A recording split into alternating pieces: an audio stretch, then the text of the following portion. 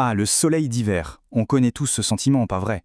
Après des jours, parfois des semaines de grisaille, quand ce rayon de soleil perce enfin les nuages, c'est un vrai soulagement. Mais la question c'est, au-delà de ce coup de boost au moral, est-ce que ce soleil nous apporte vraiment quelque chose de concret? C'est ce qu'on va décrypter ensemble. Et regardez cette citation, elle vient du Minnesota et elle résume tout. Pour la première fois en 2 semaines et demie, on voit enfin le soleil. 2 semaines et demie. Franchement, on peut imaginer la joie des gens quand il a enfin pointé le bout de son nez. C'est une situation que beaucoup de monde connaît dans les régions plus au nord. Et attention, ce n'est pas juste dans la tête. Non, non. Le soleil, ça a un vrai effet chimique sur nous. Ça aide le corps à fabriquer de la sérotonine, qu'on surnomme souvent l'hormone du bonheur. Ce n'est pas pour rien qu'on dit qu'une journée ensoleillée, c'est tout de suite une meilleure journée. Mais alors, la grande question c'est, est-ce que ce bien-être pour le moral se transforme en un bienfait réel pour le corps? Et c'est là, justement, que ça devient intéressant et un peu plus compliqué. On arrive au cœur du sujet, la fameuse vitamine D. Est-ce que ce soleil d'hiver, si bon pour le moral, est vraiment utile pour notre corps? Ou est-ce que c'est une sorte d'illusion, un genre de placebo naturel? Pour le dire simplement, est-ce que cette super sensation qu'on a quand on voit le soleil en hiver se traduit par un vrai bénéfice pour la santé, et plus précisément pour la vitamine D? C'est vraiment le nœud du problème qu'on va décortiquer. Alors, avant toute chose, un petit rappel. Pourquoi on en fait tout un plat de cette vitamine D? Eh bien, parce que c'est pas juste une vitamine comme les autres. En fait, c'est une hormone super importante. Elle est essentielle pour que notre corps absorbe le calcium de ce qu'on mange, elle aide à réguler notre sommeil, et surtout en hiver, elle est cruciale pour notre système immunitaire. Donc oui, l'enjeu est de taille. Ok, maintenant, passons aux choses sérieuses, la science. Pour y voir clair, le mieux, c'est de demander aux experts, non? Alors, que dit la médecine sur notre capacité à fabriquer cette fameuse vitamine D en plein hiver?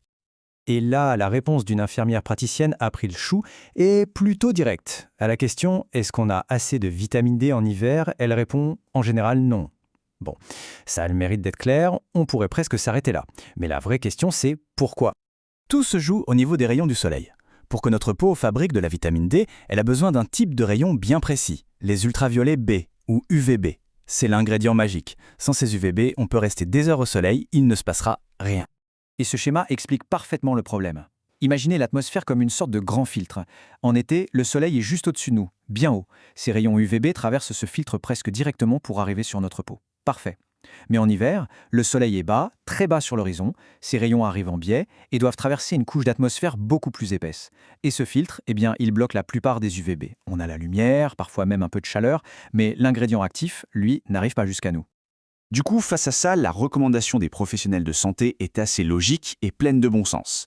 Étape 1, faire une prise de sang pour savoir où on en est. Chacun est différent. Étape 2, si besoin, prendre des compléments, mais toujours sur les conseils d'un médecin. Et étape 3, hyper importante, faire attention. On peut prendre trop de vitamine D et ça, ce n'est pas bon du tout.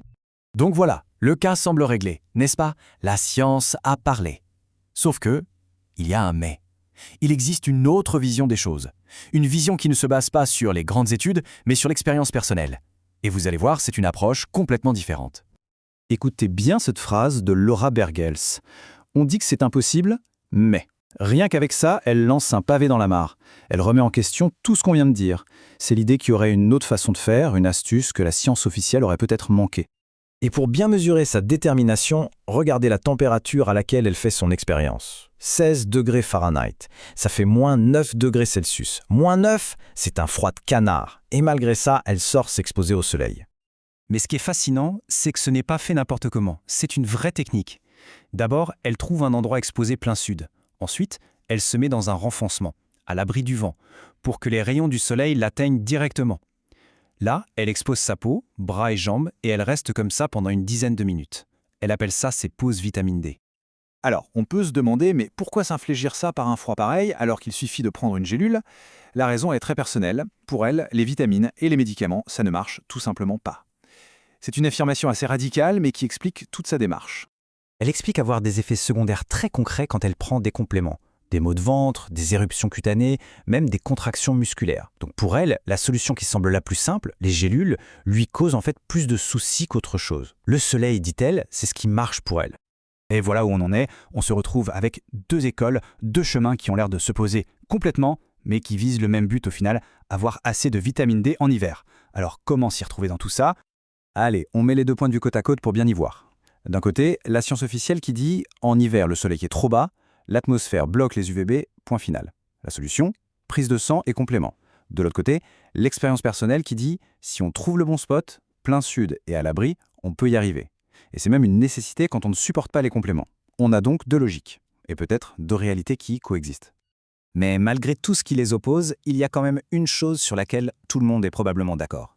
Le point de départ, la première chose à faire et la plus responsable, c'est d'en parler à son médecin. Peu importe la voie qu'on choisit après. Il faut savoir d'où on part.